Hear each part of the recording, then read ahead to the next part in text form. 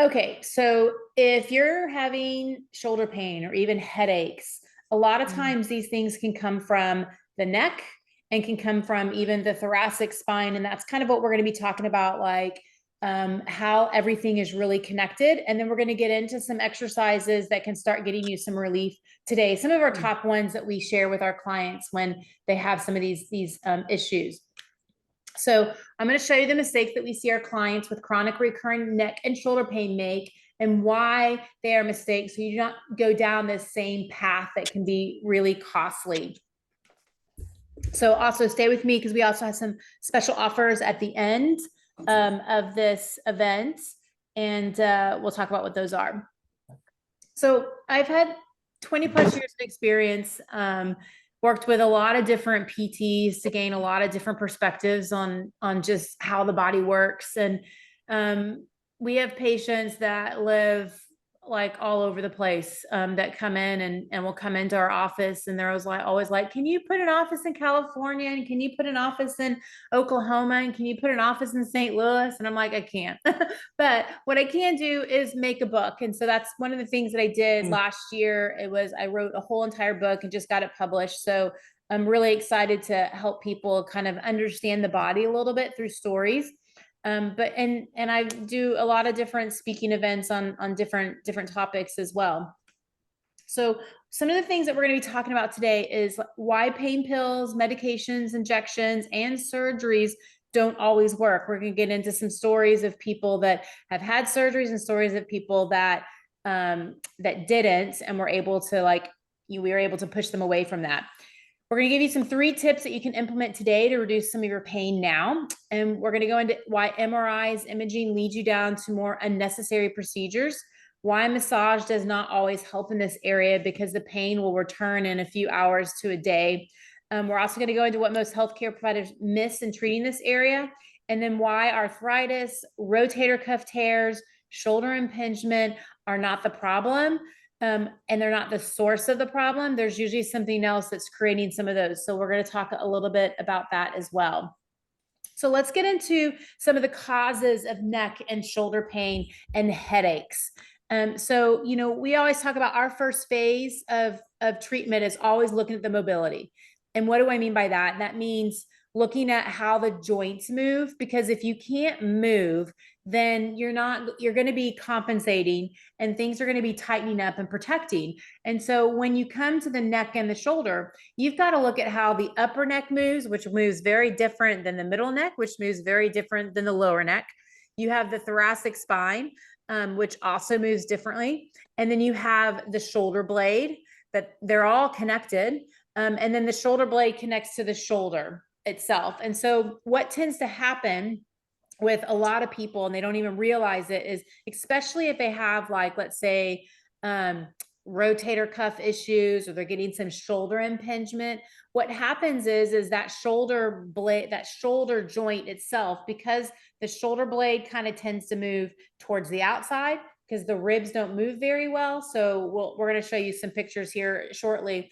Then that shoulder gets rounded in the front. And when that happens, it takes the space away from that area, which will cause impingement, which then can cause some irritation to that rotator cuff muscle that goes out through that area.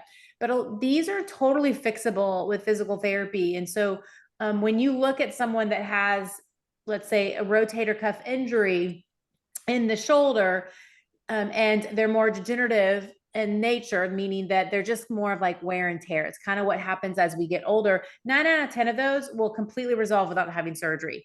And I'm telling you, you do not want to have a shoulder surgery, because the shoulder surgery for especially a rotator cuff tear is a nightmare. That's a 6 to 7 month process of at least a month where you're sleeping in a chair and you're not able to sleep in the bed because the pain is so bad. It's not something that you really want to do. So we'll talk more about that here in a second. Other things that we have to look at are repeated movements and movement habits that can create our problems. So we had someone that came into the office who had migraines, and she was a dental hygienist.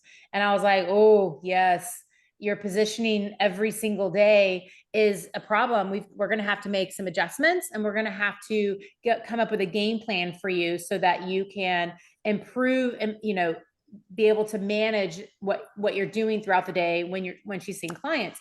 And so the cool thing was we knew that it was mechanical, and the mechanical issues that she was having was what we were saying, this is probably what's triggering your migraines. And so the reason why we knew they were mechanical was because she would not work on the weekend, or she'd go away on vacation and she'd be so much better. And so when she got back to work, it would start hurting again because it was the positions and the repeated movement habits that she was doing. And so these were some of the things that we had to adjust with her. Once we got some things moving and started showing her what she could do, I mean, I think on her 4th visit, she was like, oh my gosh, I haven't had a migraine all week. And she would get them at least 4 to 5 a week. Like, it was miserable. She wasn't my patient. She actually was Natalie's patient. And she is just like so thankful that someone sent her to our office, because now she knows kind of some things that she can do to kind of manage that. Other things that we have to look at are when things are moving, then we can kind of look at muscle tightness, some things that maybe have shortened. And so some things that happen with muscle tightness, once we get the joints moving, common things would be like the pec muscle in the front of the shoulder. So the pec muscle actually attaches into the arm of the shoulder and will rotate that shoulder forward. A lot of times when that shoulder blade gets moved to that outside part, what happens is the pec starts firing, and then the muscles in the back part of the shoulder start firing as well. And when you get the muscles in the back part of the shoulder firing, that's what refers pain down the side of the arm. And so when people have had issues for a while, those can shorten, that even if we go and start stretching out, we can kind of start releasing it and opening those areas up, because it's just that chronic shortening that has happened.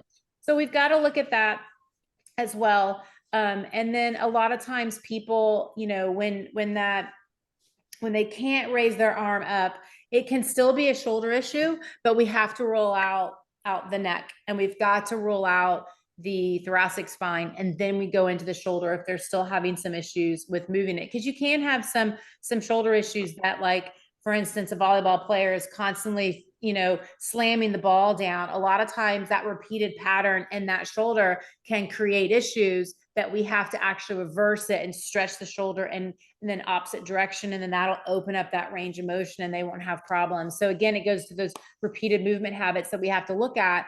And same kind of things with volleyball players. We look at those repeated movement habits as well. And they also give us clues as to kind of what potentially could be going on. So I want to get into a little bit some of the headaches that we typically see. So you can have mechanical headaches. These are the most common ones that we see.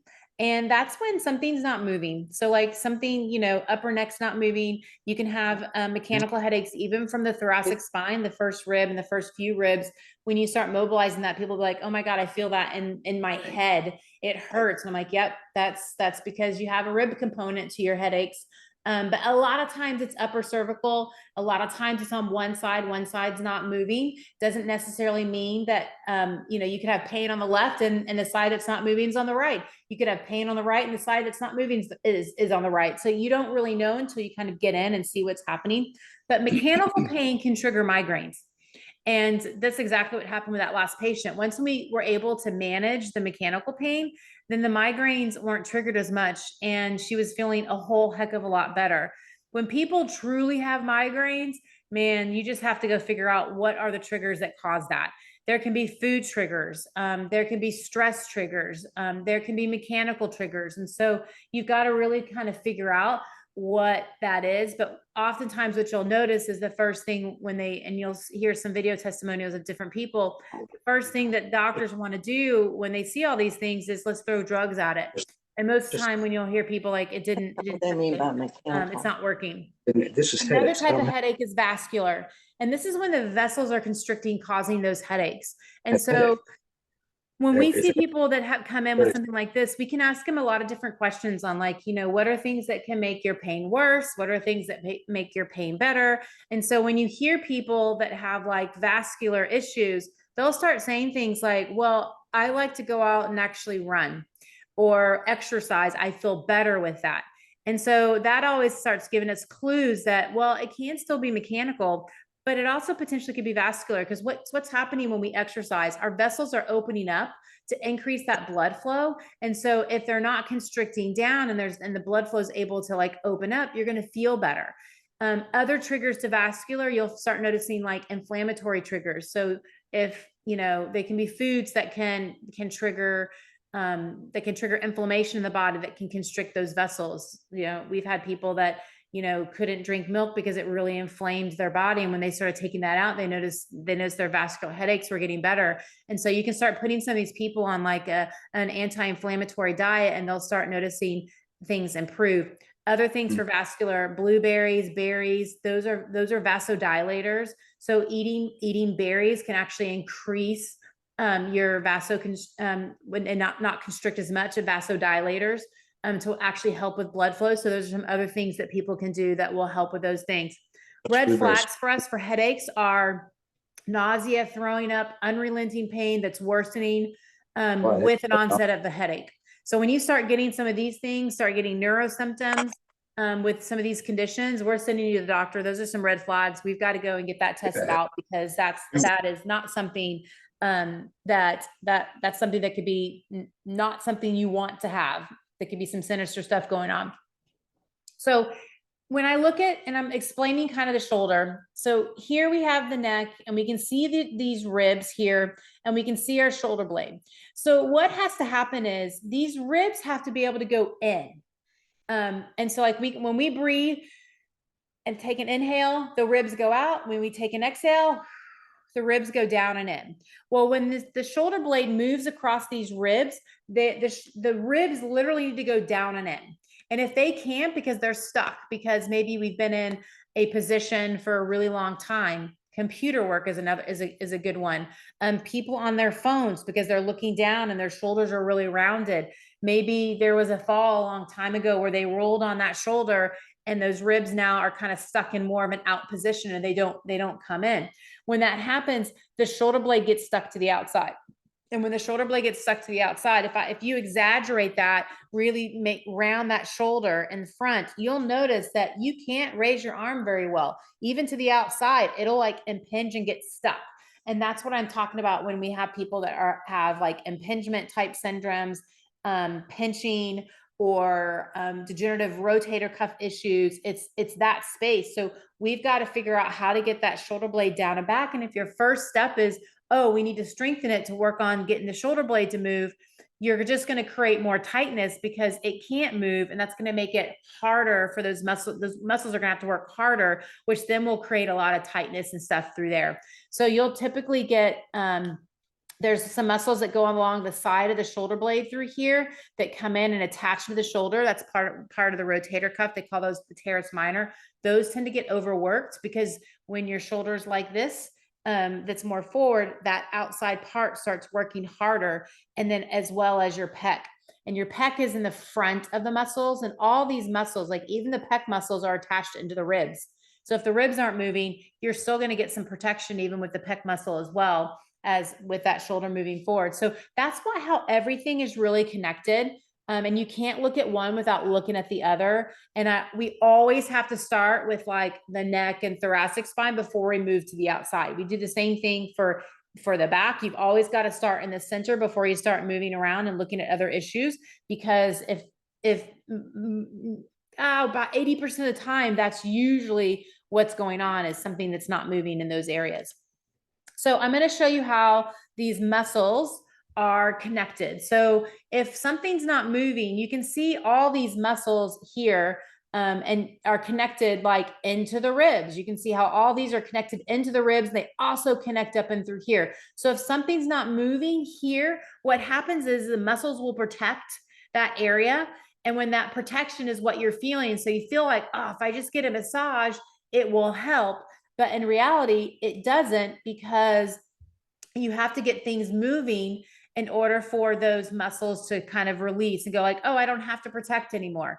But you can see how everything here, because of the muscle groups and where they're connected, everything is connecting the shoulder to the shoulder blade, to the ribs, to the neck. It's all intertwined. So again, if you're going to a place and they're only looking at like one area, that's not going to help.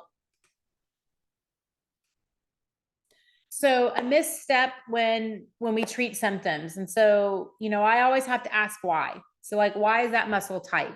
Why is that happen? Like, you're always just curious, like, why are these happening? Because you've got to get to the why. Otherwise, you're just kind of treating a symptom. And so, like I was telling you before, we have like specific steps that we go through. And the first step is always checking mobility. So how do the joints move? And if the joints are moving fine, then we can start looking at muscle weakness and leftover chronic shortening of muscles and myofascial stuff that is going on that can also create some restrictions. So that's our next step that we look at. Is step 2 is looking at muscle weakness and shortening of muscles from things that have been chronic. And then we get into movement habits and poor positions. So we start doing re-education from those poor movement habits that we've created over time, because we've got to improve that. So if there's weakness that's happening in those habits, we can't even get into the correct positions. We've got to start working on strengthening those areas, as well as working on the habits that you're doing throughout the day and coming up with a game plan so that they can do that. So like the person that was the dental hygienist, we had to come up with a game plan because that's part of her job. She's not going to not work. So we've got to come up with a game plan so that she is successful with some of the things that she has to do. And there's a lot of things that we can do. And once they kind of stick with a plan, they do really well. And then the last step is returning to the activities of whatever they want to do safely. So let's get into why medications, injections don't work. I talk about this all the time on how we feel pain. There's mechanical pain, there's thermal pain, there's chemical pain. We have autoimmune and we have emotional. And so these are the different ways that we can kind of feel pain. And so mechanical pain is, how does the body move and how does the musculoskeletal system react? And so when you can change your position to make things better and worse, we pretty much know that there's something mechanical going on. There's something that's just not like working well together, that we've got to kind of put the pieces of the puzzle together. If you have pain that comes and goes, again, mechanical pain. If you look at chemical pain, which is like inflammation, we had an injury and inflammation went in there. It's that throbbing, achy, constant pain. That is chemical pain. And it's not to say that we don't send people to get medications or things like that. Like we had a patient recently who had an injury and it was on her back. And I was like, God, we could kind of sort of help her, but she would spasm. I'm like, nope, let's go to the doctor. Let's go figure some of this stuff out. And sure enough, they gave her more like heavy duty muscle, like anti-inflammatories that were like heavy duty, and that reduced everything. And she was like, yep, all the spasms and stuff went away. There was a huge chemical component there. Now we can go back and address all the mechanics. So there are times when we definitely need to send someone to get that, but it's so rare. It doesn't happen that often. Most of the time people have more mechanical pain. Thermal pain will be like burns and sunburns, so we can kind of take those off. Other things that we start looking into are autoimmune and emotional components to pain.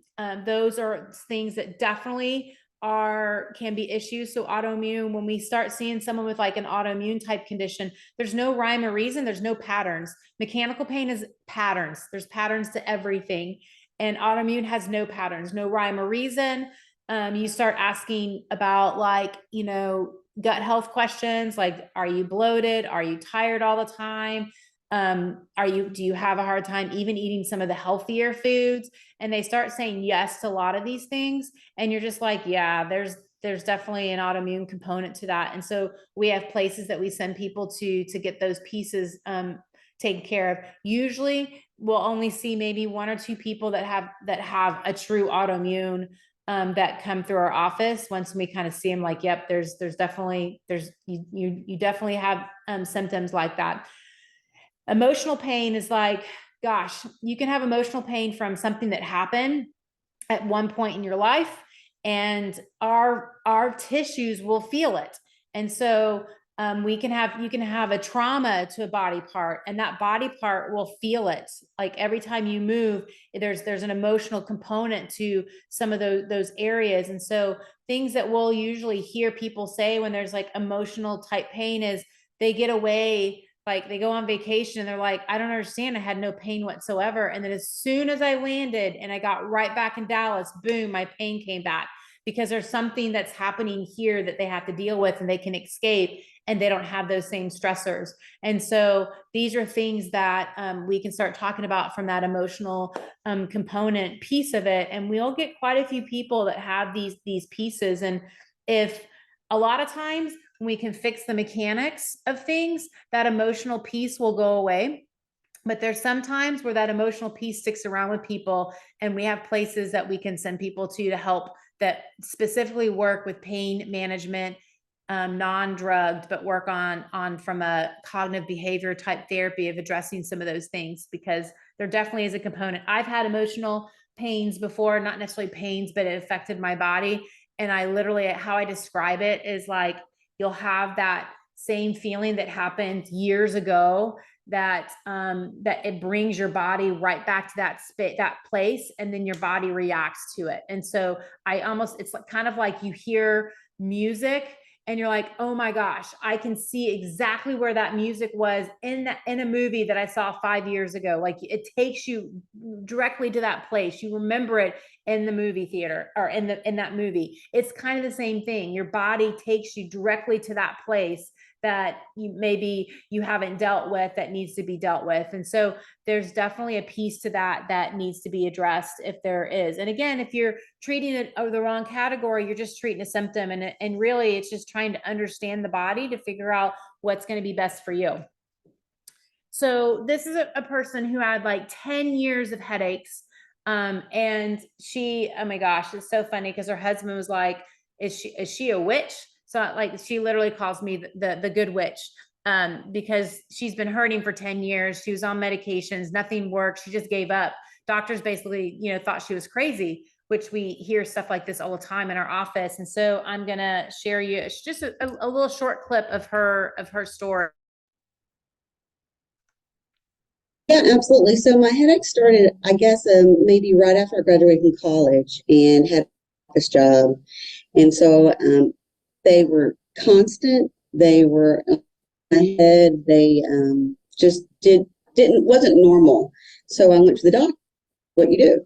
And I was told, well, you're stressed. Don't be stressed. And I was like, look, I have a really chill life. I'm not stressed. I want to tell you that, well, I'll take these pills. I grew up in a take a pill, you take a pill. So fine. The problem was, and it never worked. So you go to a different doctor and you have the same story, get the same result. And eventually you just kind of stop talking to the doctor. You kind of give up. You're like, I guess it's where I live. Yeah, I guess this is just my new reality. Yeah. So it was very disconcerting, which was 100 night and day from when you and I, my headaches, because I said, Stephanie, I have a headache all the time. I have a headache that's sometimes tolerable and sometimes intolerable, but they're all, when I told a doctor that, he told me to stop exaggerating. Oh my God. When I told you that, you did two really important things that I'm grateful for. One, you said, I believe you. I think that you probably do have headaches. Two, I understand that there's an emotional and physical component to being in pain all the time. And I was like, someone sees me. Yeah. And three, and the most important thing, I think, is you said, this is not uncommon, but I can help you. Yeah. And I went, let's see if you can help me. Let's see. Yes. Absolutely.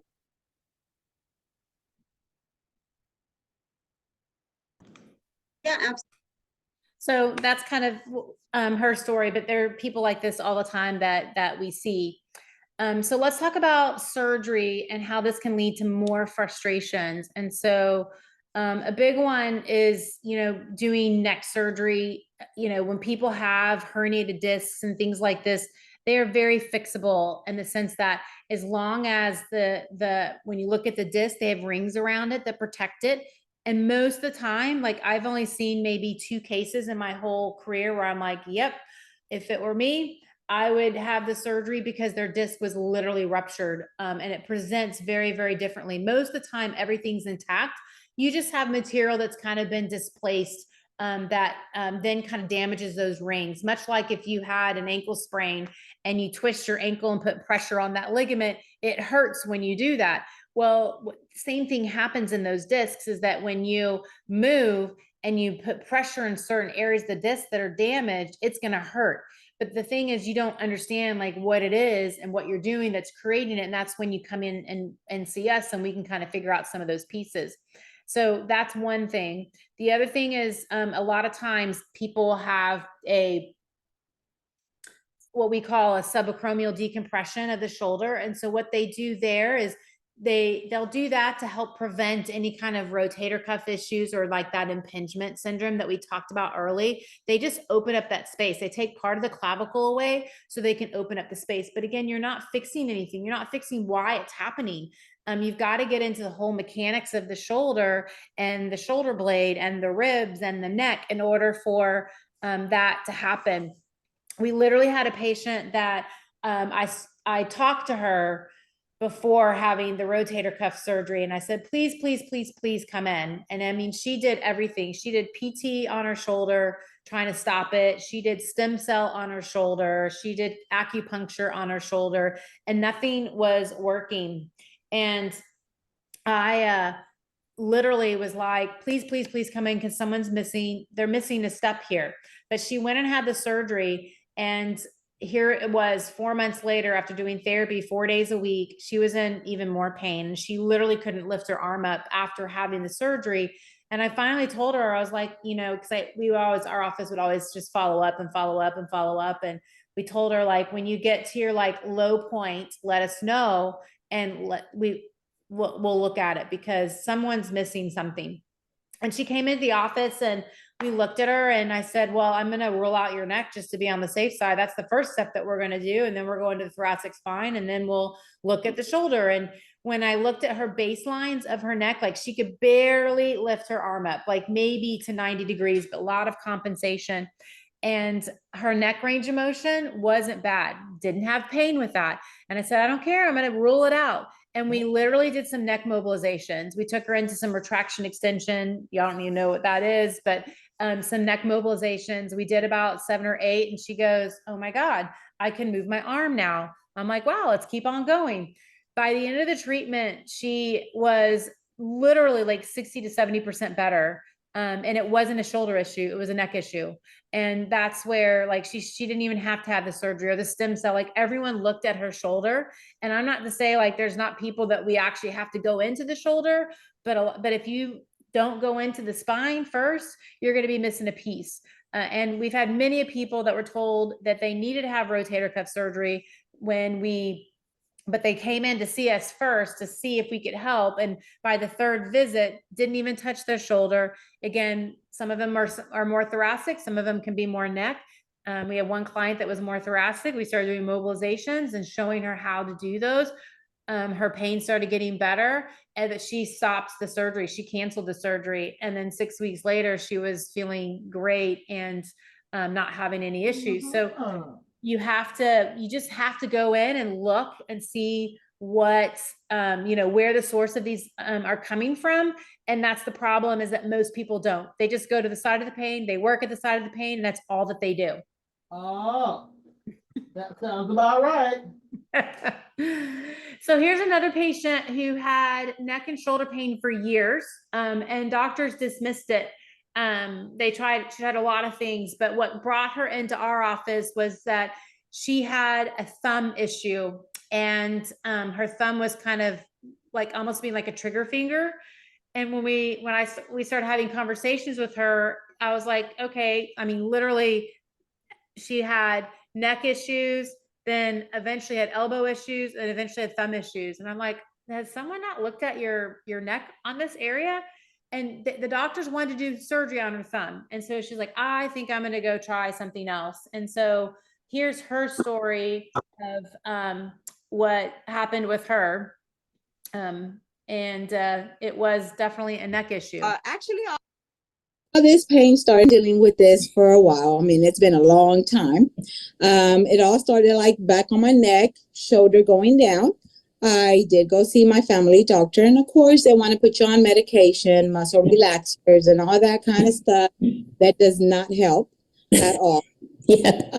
Besides that, I tried some home remedies, and I did go to, massage people to do some massages and see if that would help. And then, even just medication, and none of that would help at all.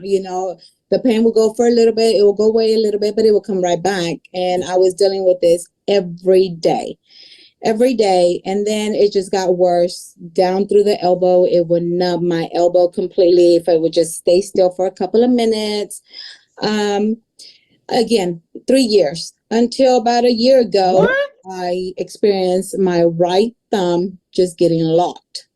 Went to the doctor again, did x-rays on my elbow and thumb. Nothing's wrong, but you do need to go see a surgeon. They want to refer me to a surgeon to do surgery, which nobody wants that. No. The last thing you want to do is surgery. So got talking to my sister, and she said, why don't you just try physical therapy? And I'm like, physical therapy? I already did chiropractic too, like, that's not going to work. I already tried so many things. You get tired, and you just like live like this for the rest of my life, And so I tried it. I am so happy that I tried it. I'm not going to lie. I'm so happy. I didn't think it was going to help me at all. I'm so happy. People do just like, you tried so many things. You just don't know. Happy. Yeah, that's going to work. But I am so happy that I went to go see you, Stephanie, and your other staff that are so good too. And my thumb, I mean, it is just crazy that I can move it with pain. I mean, I do.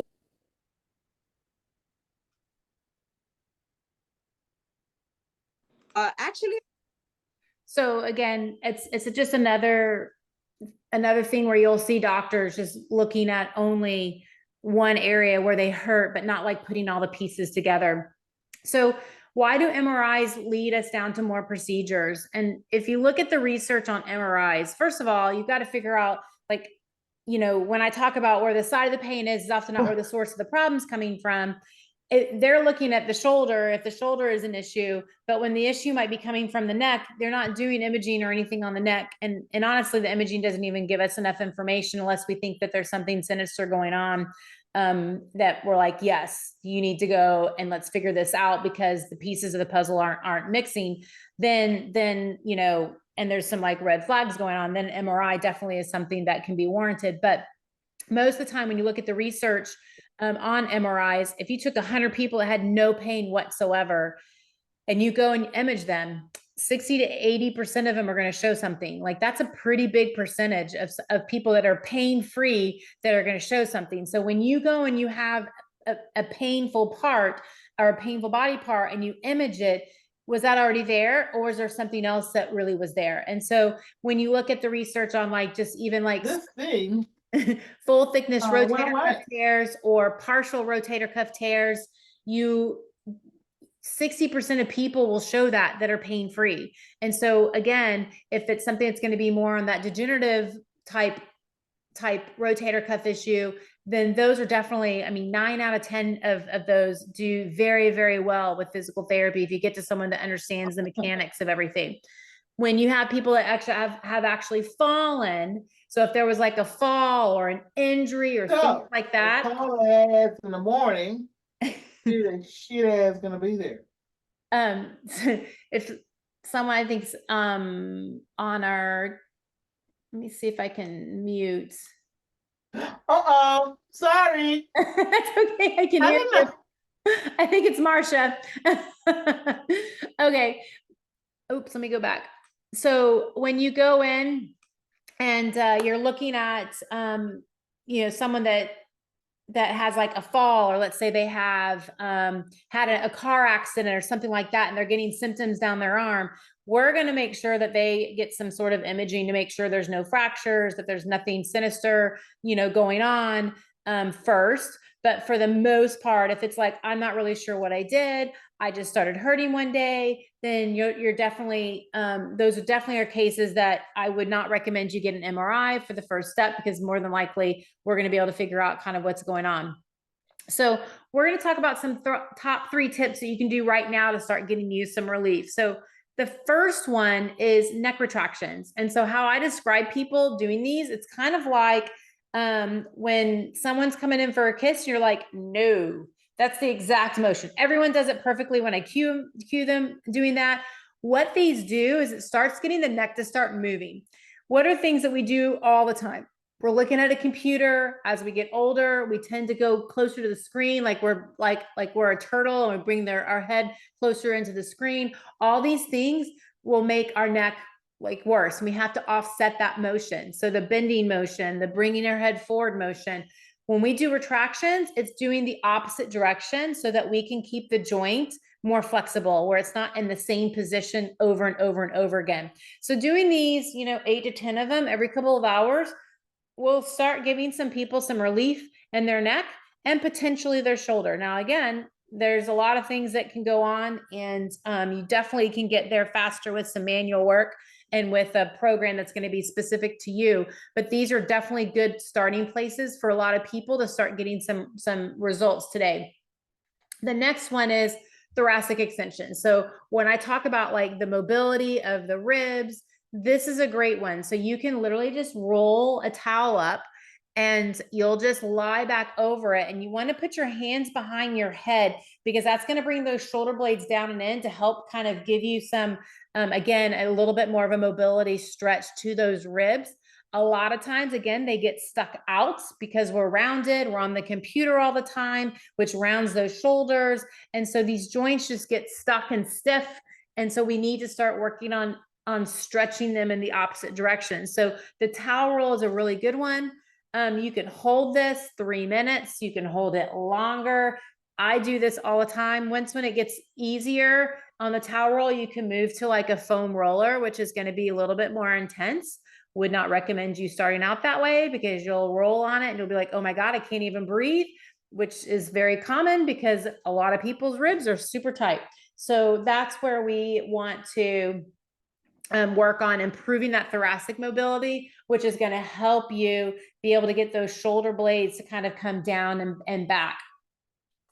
So again, posture things. These are some things that you can start looking at and trying to fix immediately. So you can see in the sitting position how I'm bent forward, and see how my head is bent forward as I'm looking at the computer. This is often what we look like.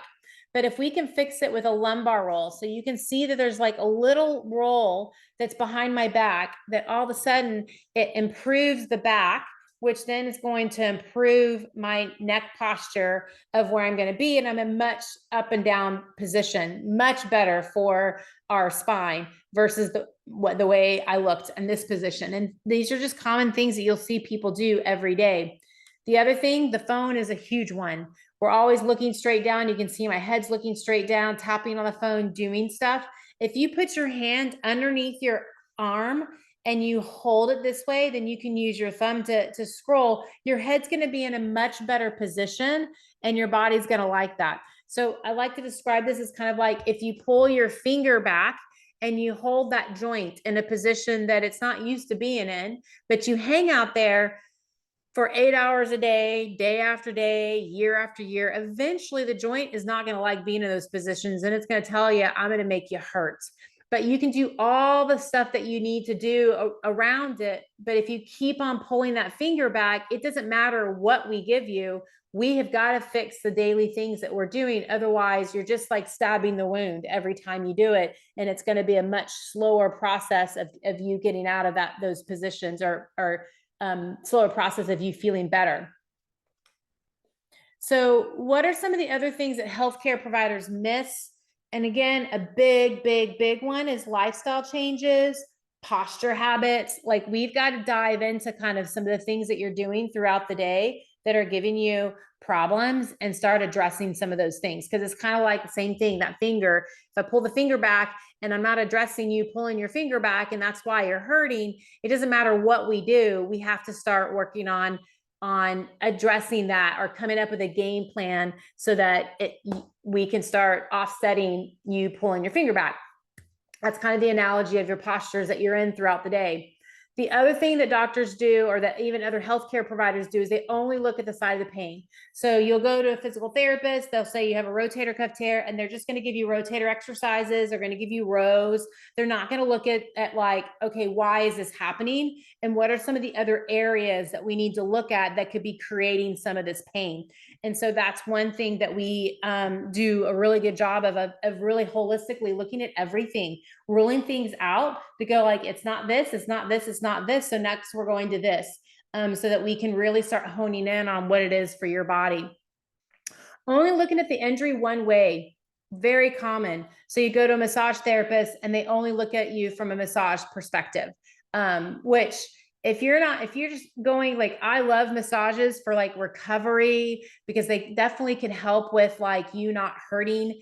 Like if you exercise a lot and your muscles get tight, if you can keep them released and flexible, you're going to limit yourself from having these kind of injuries that kind of pop up. So I love massages from helping you to release some of these things. But if you're doing it and it comes right back within a day or two, you know that something else is wrong. So don't spend your money continuing to do the massages when we know that there's another issue that's going on.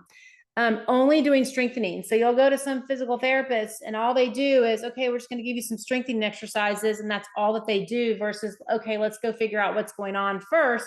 And then we'll get into the strengthening phase of it once we kind of have figured you out. You go to doctors and they only want to give you medications or injections to the site. And so this is always, when you look at like our healthcare system, we just have a small lens and we're only looking at it one way, when our body is meant to be looked at it from a holistic perspective, because there's a lot of things that you have to look at to get everything feeling better. So this may make you feel like you're on a hamster wheel. And that's what I call our medical system a little bit, because no one's putting all the pieces together for you. And that's what we try to do at our office. So what do you take from this? Most injuries do not require surgery or medications. We save people all the time from having neck surgery or shoulder surgery. Honestly, like at our office, there's 4 of us, and I think we send maybe 2 patients to surgery per year. That's it. Most of the people were able to save them from surgery. Even if they've had scheduled surgery, we've been able to pull them out of the surgery. Our body has an amazing ability to heal, and most of the injuries are like, I'm not sure what I did. I just started hurting one day and now it's compounding and it's getting worse. Most of the time, no one gets to the source of the problem or why it's happening. So like, we're always questioning like, why is this happening? What's the next step that we have to look at? MRIs and x-rays do not help us in guiding treatment and resolving your neck and shoulder pain. We can figure things out by moving your body, retesting, and doing some other things and retesting. That's kind of how we start understanding your body a little bit better. See a specialist to help you figure out where the source is coming from. And I can tell you, a lot of the manual work can help you get you there much, much faster when coming in. And I just want to give you hope that it's possible to get back to living again, because we see it all the time in our office, where people just literally lost hope and they didn't think that they would ever get better. I mean, you could hear it in the videos that we showed you. So the first 10 people, which a couple of you already have my books that are on here. I know there's one person that's on here that's not. You'll get my new book, which will give you, and we also have some top exercises that won't cause you to having shoulder pain that I've put together. So we'll get you those probably tomorrow. Hopefully, Victoria's been sick, so if it's not tomorrow, it'll definitely be by Wednesday. But I think she's going to be working from home tomorrow. If you're wanting to kind of get an assessment for your neck and shoulder, we definitely have a free assessment where you can sit down, have a conversation with one of our specialists, and really helping you make a better decision about your health. And then for those of you who want to come in and do an evaluation, we'll also take $100 off the evaluation price over the next 15 days. So those are some things that we have for you. Here's another story of someone who had years of shoulder pain. I mean, literally went to 5, 6, 7 different healthcare providers and no one was able to help them. Wasn't my patient. I think this was another one of Natalie's patients. I need to get some people up here for Corey's patients. But here, let's check out his story. Yeah, so I was a Division I student athlete throughout college. So I always loved going to the gym and getting a lot of energy out. It was always something I really looked forward to doing. Right when I graduated college, I was always in the gym pretty much once a day, 5 days a week, 6 days a week.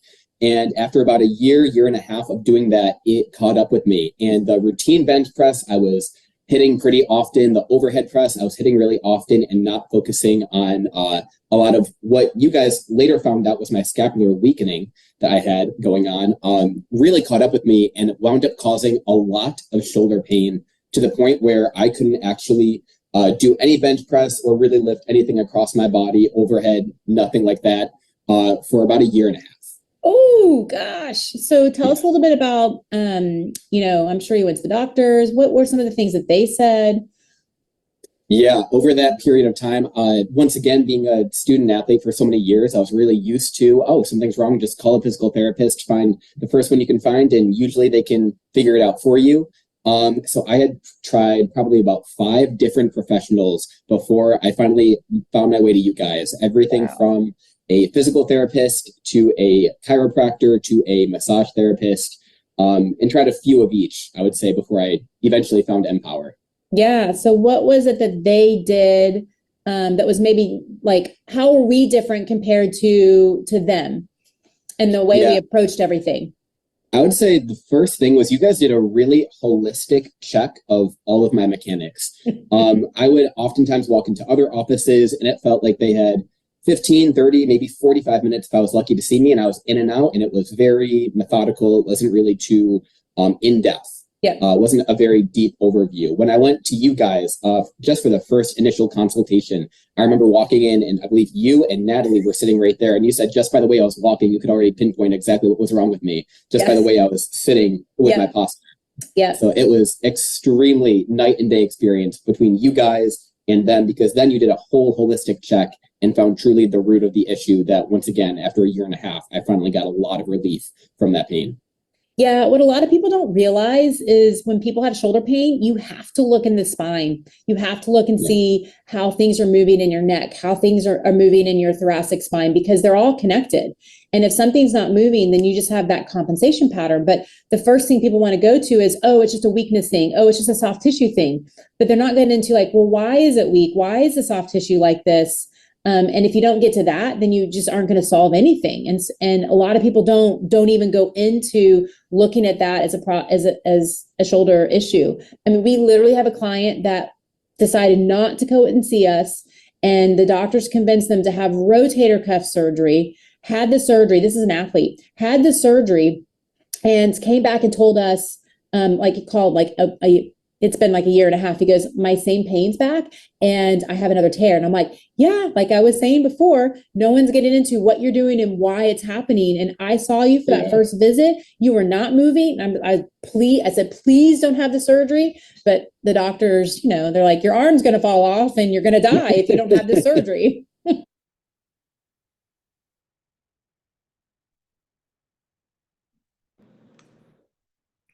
Okay, so you've heard a lot of different testimonials. I love bringing testimonials so that people can kind of really see the difference from what people have tried other places compared to our office. And so again, you guys that don't have my book, you'll get my book, and we'll send you out those top exercises that won't cause any shoulder pain. We have a few that people can do that usually can give people start working on some strengthening, because a lot of people want to work out and they don't know what to do because it hurts. These usually you can do for the most part that shouldn't cause you too many issues. We can get you into a free kind of neck and shoulder assessment where you can come in and talk to one of our specialists so that we can help you make a better decision about kind of what's going on. A lot of times we have an idea when we talk to you, sometimes we do, sometimes we don't. And sometimes it's like, oh, I think that's what it is. And we do an evaluation. We're like, oh God, that's not at all what it was. It was actually something completely different. But that's where the evaluation piece comes into play, which will give you $100 off if you get something scheduled the next 15 days. So that is it. We have our next event for next month. It's going to be on best exercises for prolapse, uterine prolapse, and bladder leaks. A lot of times you're told that Kegels is what you have to do. So this is something that we're going to go into. Natalie's going to go into talking a little bit more about this. So that's what our next event is. And we'll go in. If we have any questions, we will start taking those now.